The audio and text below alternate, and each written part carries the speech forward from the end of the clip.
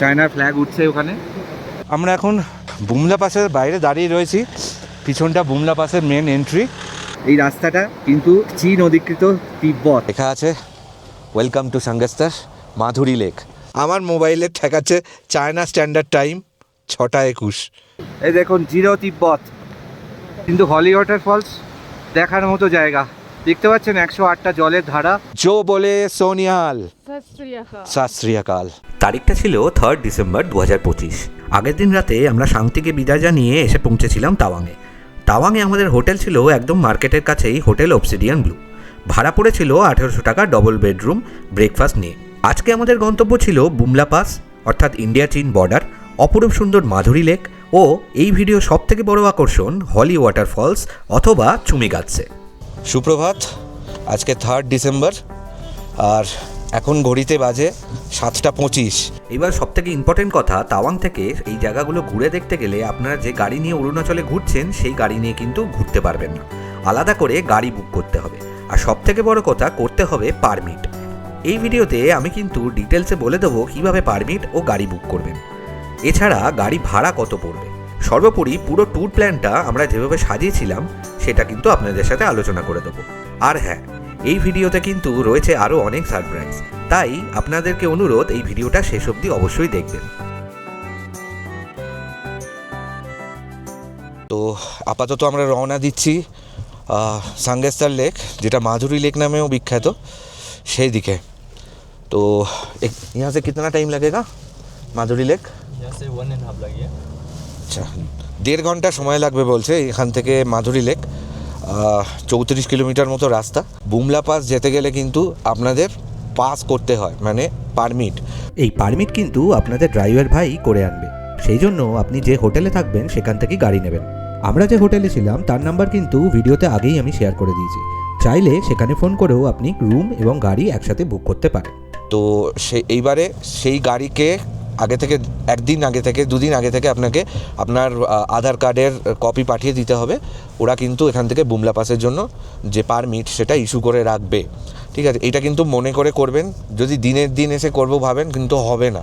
এরপর আমরা কিন্তু মাধুরী লেক ও বুমলা পাস গিয়েছিলাম এবং সেখান থেকে ফিরে এসে আপনাদের এই ট্যুর প্ল্যানের গাড়ি খরচ সম্বন্ধে জানাবো, তাই ভিডিওটা কিন্তু শেষ অবধি দেখবেন। মাধুরী লেক যাওয়ার পথে রাস্তায় পড়বে পিটিএসও লেক। হাতে সময় থাকলে অপূর্ব সুন্দর এই লেকটি নেমে দেখে আসতে পারেন। আমাদের হাতে সময় কম থাকায় আমাদের দূর থেকেই দেখে নিতে হয়েছিল এই পিটিএসও লেককে। ঘড়ি কাঁটায় এখন 8:35 আর আমরা চলে এসেছি সাঙ্গেস্তার। এখানে লেখা আছে ওয়েলকাম টু সাঙ্গেস্তার মাধুরী লেক। ভেতরটা ঢুকবো, লেকটা আছে, তার সাথে বলছে একটা আর্মি ক্যান্টিন আছে, সেখানেও যাব। এই যে আমাদের হোটেল থেকে প্যাক করে দিয়েছে ম্যাগি, ওই আর্মি ক্যান্টিনে বসেই ম্যাগিটা খেয়ে নেবো, আর তার সাথে কিছু চা কফি খাবো। একটা কথা কিন্তু বলতেই হয়, এই হাইটে 12,000 ফিট উচ্চতায় এত সুন্দর করে সব কিছু গুছিয়ে রেখেছে আমাদের ইন্ডিয়ান আর্মি। আমরা আসতে পারছি সেই জন্যই কিন্তু, তাই না? এইসব জায়গায় আসতে হয়তো পারতাম না। তো 12,467 ফুট উচ্চতায় অপূর্ব এই লেকটির আসল নাম সাঙ্গেস্তার লেক। পরবর্তীকালে কোয়লা মুভিতে মাধুরী দীক্ষিতের একটি নাচের দৃশ্য শুটিং হওয়ার পর এটি মাধুরী লেক নামে পরিচিতি পায়।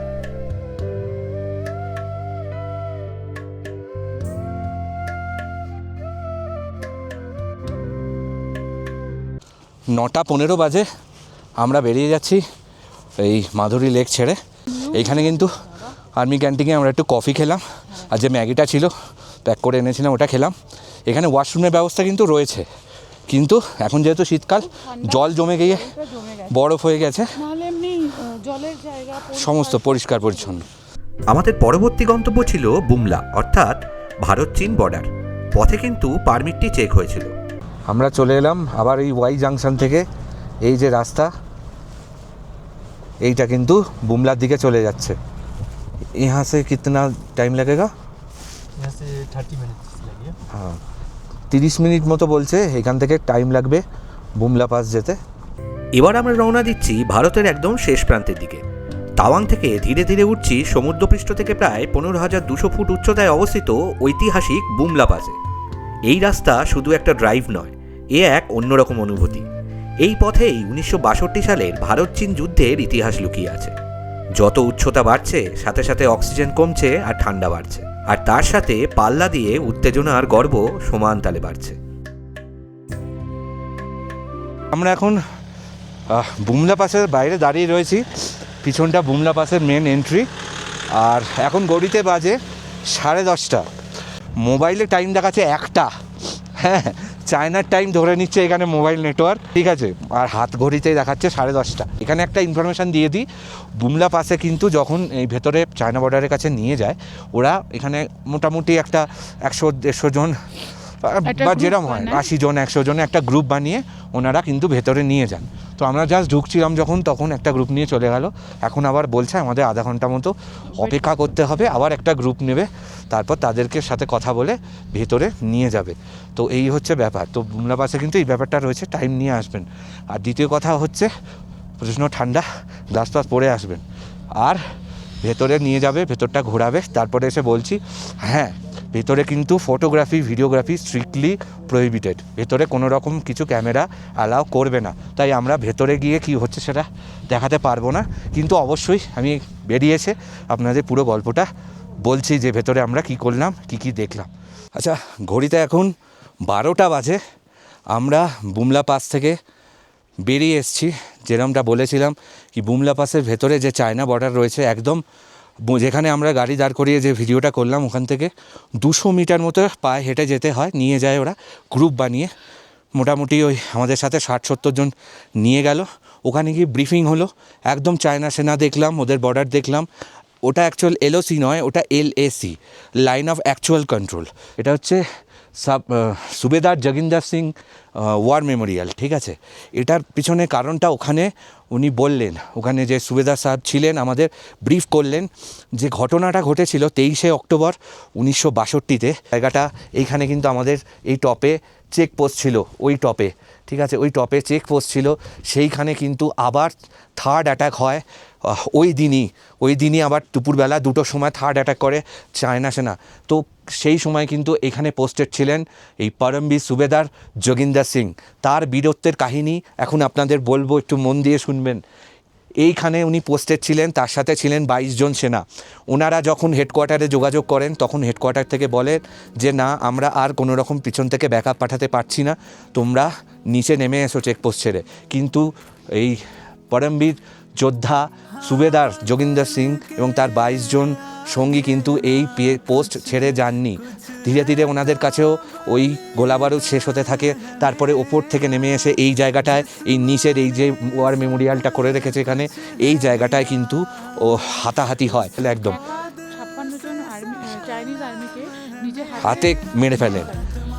এই সময় কিন্তু তার বডিতে 8টা বুলেট লাগে। তারপরে তাকে ক্যাপচার করে নেয় চায়না সেনা, এবং ক্যাপচার করে তার উপর অকথ্য টর্চার করে জানতে চায় পিছনে ভারতীয় সেনার কোথায় কোথায় আরও চেক পয়েন্ট আছে। কিন্তু উনি এতটাই বীর ছিলেন, ওই অকথ্য অত্যাচার সত্ত্বেও উনি কিন্তু কোথায় আমাদের চেকপোস্ট রয়েছে বলেন না, এবং সেটা বলতে অস্বীকার করেন। পরবর্তীতে চায়না সেনারা রেগে গিয়ে ওনার চোখ উপড়ে নেন, প্রচণ্ড টর্চার করেন। ওখানে যা বললো হাড় হিম হয়ে যাবে শুনলে। তখন উনি রাজি হন না কোনো কিছু বলার জন্য, তখন হাত পায়ের নখগুলো উপড়ে ফেলেন। মানে কি ধরনের যে টর্চার, সে ভাবার বাইরে। সেই তার উদ্দেশ্যে ওই পরমবীর, তার মরণোত্তর তার পরের বছর তাকে পরমবীর চক্র দেয়া হয়। তার উদ্দেশ্যে এই জগিন্দর সিং, এই যে এখানে অস্থি রাখা রয়েছে তার। ওখানে নিয়ে গিয়ে আমাদের যে কথাগুলো বলল, ওখানে প্রচণ্ড ঠান্ডা ছিল, কিন্তু ওই কথাগুলো শোনার পর না ঠান্ডাটা কম লাগা আর গরম হয়ে গেল। ওখানে দাঁড়িয়ে আমরা জয় হিন্দ বললাম, ওপাশে চায়না সেনা আমাদের ফটো তুলছিল, ঠিক আছে। ওদের তো ওদিক থেকে কিন্তু কোনো পর্যটককে এদিকে আসতে দেয় না, আমরা কিন্তু ওখানে যেতে দেয় আমাদের ইন্ডিয়ান আর্মি। তো সেখানে নিয়ে গেল, অনেক কিছু শোনালো। ওখানে আমরা জয় হিন্দ স্লোগান দিলাম, প্রচণ্ড ভালো লাগলো জায়গাটা। ওয়ার মেমোরিয়ালের সামনে দাঁড়িয়ে তার উদ্দেশ্যে, তার এই বীরগাথা যে শোনালাম, তার উদ্দেশ্যে একটাই কথা, এই যে শিখ রেজিমেন্টের ছিলেন উনি, শিখ রেজিমেন্টের যে ওয়ার ক্রাইটা রয়েছে ওটা আমরা একবার বলবো। জো বলে সোনিয়াল, সত শ্রী আকাল, জয় হিন্দ, জয় ভারত।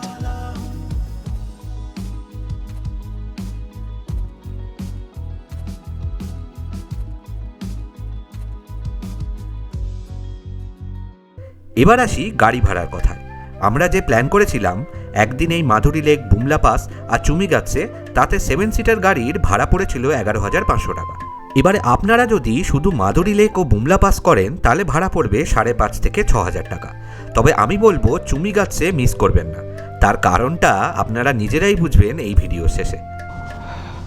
আচ্ছা, তেনজিং আর একটা ইনফরমেশান দিল, এই যে উল্টো দিকের এই যে জায়গাটা, এই যে গ্রিন হয়ে আছে না, এই জায়গাগুলোয় জুন জুলাই বলা না जून আপনি, जुलाई जी জুন জুলাইতে যদি আপনারা আসেন, এই পুরো এন্টায়ার এই পাহাড়গুলোতে রনোডেনড্রন হয়ে থাকে। এই যে और ब्लू कलर का, रेड कलर का, अच्छा। पर्पल कलर का बहुत सुंदर हो जाता है उस टाइम पे। বহুত সুন্দর লাগতা जी হয়। जी আচ্ছা, এই যে জায়গাটায় আমরা দাঁড়িয়ে রয়েছি, এখান থেকে লেফটে চলে গেলে আমরা হলি ওয়াটার চলে যাব। আর এই রাইট সাইডে দেখছেন এই যে গ্রামটা, এটা কিন্তু dumpling village, dumping dumping dumping village dumping village. আচ্ছা, এখানে কিন্তু আর্মির সাথে কিছু সিভিলিয়ানও থাকে। ঠিক আছে, এই যে নদীটা, এই যে নদীটা, প্রচণ্ড স্রোত।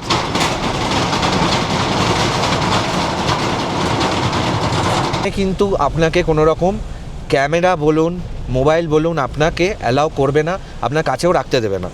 আপনার যতজনেরই গ্রুপ হোক, ধরুন আপনারা 4 জনে আসছেন, একটা মোবাইল অ্যালাউ করবে গ্রুপে, একটা। যেহেতু আমরা 2 জন এসছি, আমাদেরও একটা, আমাদের সাথে একটা গ্রুপ এসছে 6 জন, তাদেরও কিন্তু একটাই মোবাইল অ্যালাউ করবে। তাও কিন্তু আপনার নিজের হাতে দেবে না, ওদের সাথে আর্মির লোক আপনাকে দেবে গাইড হিসেবে।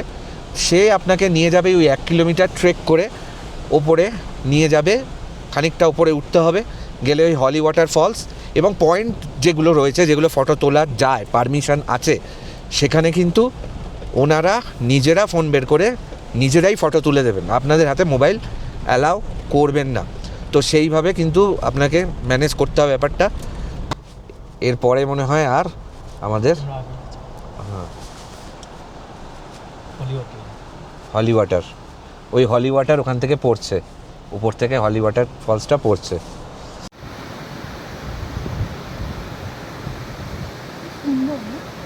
দুর্ধর্ষ সুন্দর, একটু কষ্ট হবে কিন্তু হলি ওয়াটার ফলস দেখার মতো জায়গা। দেখতে পাচ্ছেন 108টা জলের ধারা তীব্র বেগে পাহাড় বেয়ে নেমে আসছে, দারুণ সুন্দর, রংচঙে চারিদিকটা নদী। তিব্বত বর্ডারে দাঁড়িয়ে আছে, একদম তিব্বতের ওপর থেকে হলি ওয়াটার নেমে আসছে। এটা হচ্ছে হলি ওয়াটার ফলস। হ্যাঁ, দেখাও,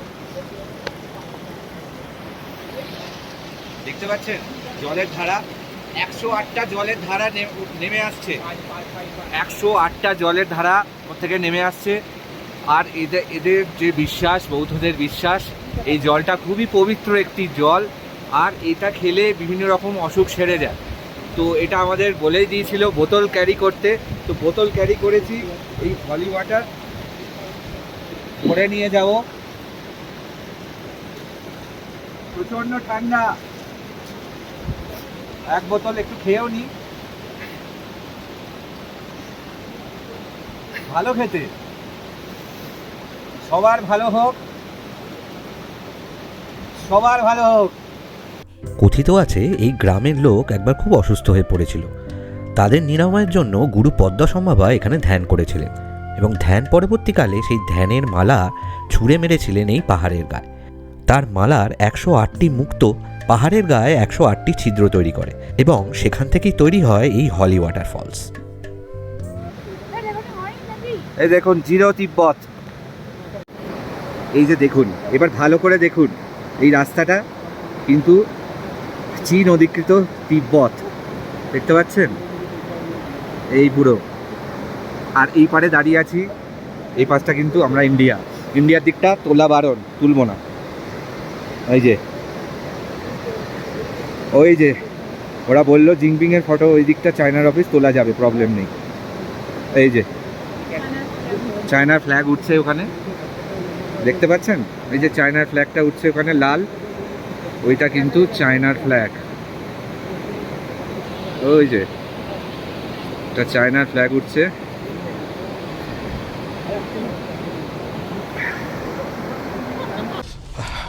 ঘড়িতে এখন 3:15 বাজে, আমরা চুমিগাছা থেকে দেখে বেরিয়ে যাচ্ছি। তো এই হচ্ছে ইনফরমেশান। আর জায়গাটা খুব সুন্দর। মেন জায়গার ভিডিও তো আমি দেখিয়ে দিলাম, সে তো আর কিছু বলারই নেই। আপাতত আমরা এখন ওই বেরিয়ে যাচ্ছি আমাদের গন্তব্য তাওয়াং। আচ্ছা, রাস্তায় তাওয়াং ফিরে যাচ্ছি আমরা। যেতে এখনও চায়নার টাইম ধরছে। যাই হোক, যেতে যেতে দাঁড়াতে বাধ্য হলাম, ঠিক আছে। কি একটা অসাধারণ ভিউ, ক্যামেরাটা ঘোরাই। রোদ, বরফে ঢাকা পাহাড়ের চূড়া, তার সাথে দেখতে পাচ্ছেন চাঁদ। এই দেখুন,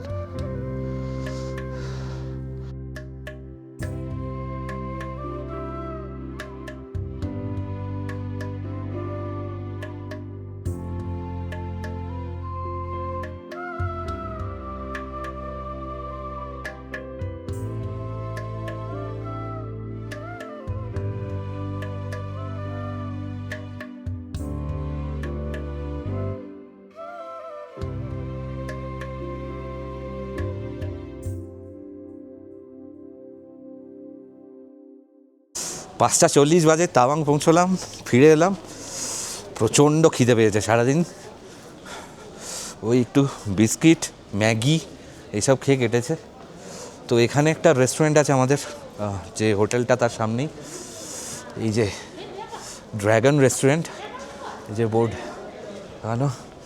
ড্র্যাগন রেস্টুরেন্টে এখন একটু কিছু খাওয়ার প্ল্যান আছে। ড্র্যাগন রেস্টুরেন্টে বসে আছি, বাইরে প্রচণ্ড ঠান্ডা। ঠান্ডা কতটা দেখবেন।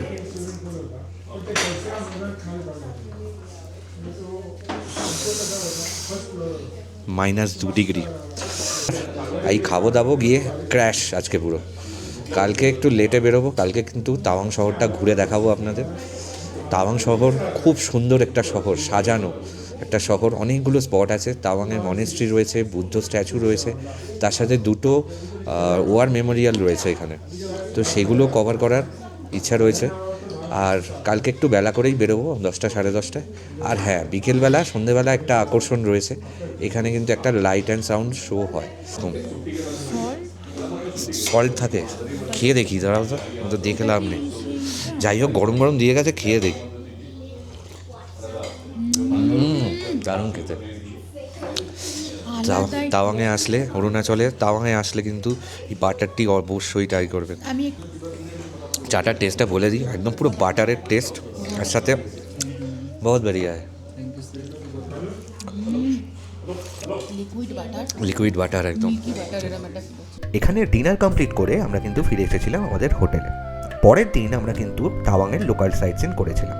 আর সেই ভিডিও খুব তাড়াতাড়ি চলে আসবে আমাদের এই travel with Sandipan YouTube channel. তাই চ্যানেলটিকে সাবস্ক্রাইব করতে ভুলবেন না। আর বন্ধুদের সাথে অবশ্যই ইনফরমেশনগুলো শেয়ার করবেন। ভালো থাকবেন, সুস্থ থাকবেন।